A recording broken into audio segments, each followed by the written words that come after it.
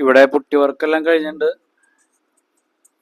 ഇനി നമുക്ക് നിസ്സാര ഏരിയകൾ മാത്രമേ പുട്ടി ചെയ്യാനുള്ളൂ. അതൊക്കെ കുറച്ച് ഏരിയ ജിപ്സം ബോർഡ് നമുക്ക് ചെയ്യാത്ത കാരണം നമുക്ക് അവിടെ വിടേണ്ട വന്നു. അപ്പോൾ അതൊക്കെ ഇപ്പോൾ ഏകദേശം ജിപ്സം ബോർഡ് വർക്കൊക്കെ കഴിഞ്ഞിട്ടുണ്ട്. അപ്പോൾ അതൊക്കെ ചെയ്യാനുണ്ട്, കുറച്ച് അവിടെയൊക്കെ ചെയ്യാനുണ്ട്. പിന്നെ നമുക്ക് ടൈൽ പണി ചെയ്യണം, ബാക്കി വർക്കുകൾ വരുന്നത് ജനലുകളുടെ വർക്കൊക്കെ നമുക്ക് അതിന് ശേഷം നമ്മൾ ചെയ്യാനുള്ളത്. ടൈൽ പണി കഴിയണം.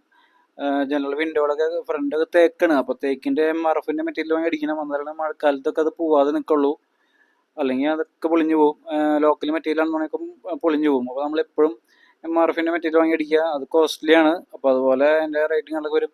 പിന്നെ ഇപ്പോൾ ഇവിടെ കുറച്ച് ഞാൻ പറഞ്ഞില്ലേ, കുറച്ച് ഏരിയയൊക്കെ നമുക്ക് ചെയ്യാനുണ്ട്. പാച്ചിങ് പുട്ടി വർക്കൊക്കെ ഉണ്ട്. അപ്പോൾ അതൊക്കെ ചെയ്യണം. അപ്പോൾ ഇതാണ് ഞാൻ പറഞ്ഞത്, ഹാള് കണ്ടോ. ഈ ഹാള് വലിയ ഹാളാണ്, ഹൈറ്റ് കൂടുതലാണ്. ഇവിടെ L ഷേപ്പിലാണ് ഇവിടെ ഹാൾ വന്നേക്കണത്. അപ്പോൾ ഇവിടെയൊക്കെ നമുക്ക് കുറച്ച് ഏരിയ ജിപ്സം ബോർഡ് വർക്ക് ഉണ്ട്. പിന്നെ അവിടെ കുറച്ച് സീലിങ് മറ്റേ നമ്മുടെ വിനീറിൻ്റെ വർക്കാണ്. അത് വിനീർ പോളിഷ് ചെയ്യണം. അങ്ങനെ സീലിങ്ങിൽ പണിയുണ്ട്. സീലിങ്ങിൽ വിനീറാണ് കുറച്ച് ഏരിയ.